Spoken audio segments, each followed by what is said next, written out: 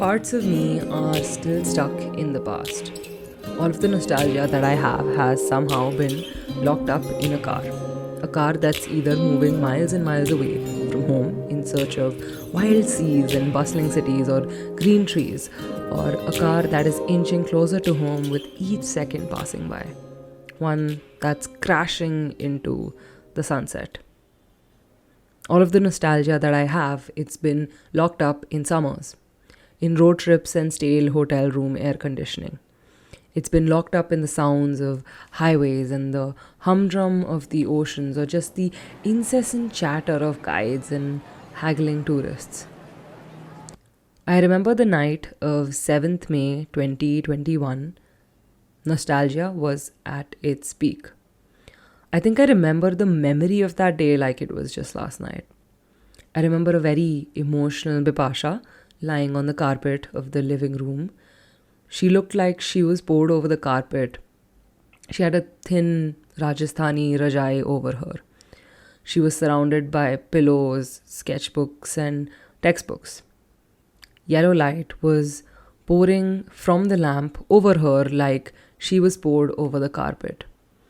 Almost awake, almost asleep. Waking up to the sounds of ambulances passing by. One of these times, she picked up a book from around and began to write what was a letter. She's been writing a lot of them these days. This one came out as both an ode to the past and a hope for the future. The scratching sounds of a dark green color pencil on thin plain paper. Frustration. Frustration from the present. The frustration of the present. An escape. Escape to days when she used to spend afternoons in March in some hotel room with cold air and stale air conditioning. Afternoons that were followed by nights of walking around and listening to the soft hum of the ocean. Nights that were filled with conversations about food, about the texture of the fish, and marveling at its freshness. Right now, though, she's been living in between times, the future and the past. She's back here again in the living room, staring at the fan in all of its silver and dusty grey, unclean glory.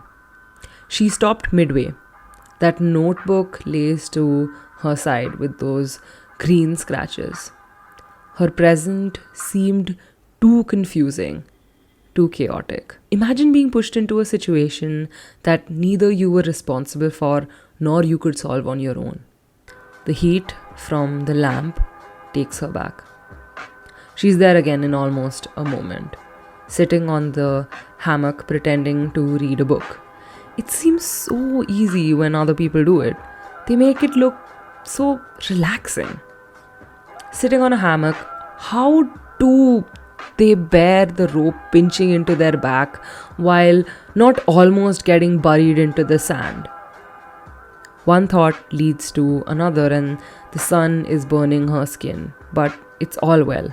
It's all good because it is summer. Because time isn't a constraint, and her only worry is if they're closing the pool early today. She's back home now. The sound of the tap filling her glass echoes in her ear. She's here. She's here. She's present, breathing. The glass gets put to the side and she takes the water in her hands to wash her face. The water enters her nose. She's back there again, in the middle of the pool, playing whatever games in her head to make the laps fun. Just a few more. Why come to the pool to just dip your feet or stand in the water and sip a beer? She never understood. She'll never understand. It's the next morning. She's lying in her bed. How she got there is a question that she fails to answer, but it's distinct. The sound of crows talking, fighting, singing. She's back there again. They leave at 12. She's trying to etch the feeling of being by the sea into her memory. but the gut wrenching feeling of coming back home from a place you wish you had more time in is slowly being etched in her mind. The sad reality is that even a month is not enough time. That's something she's trying to accept now. But despite that, it doesn't hurt any less. It doesn't hurt any less to know that this too will come to an end. That this too will become nothing but a memory she'll use to bask in when reality gets too hard and nostalgia is the only cure. My eyes are open now. I'm right where we left. I sit down by the beach till almost right before we pack and leave, promising to myself that one day this painful memory won't be my reality.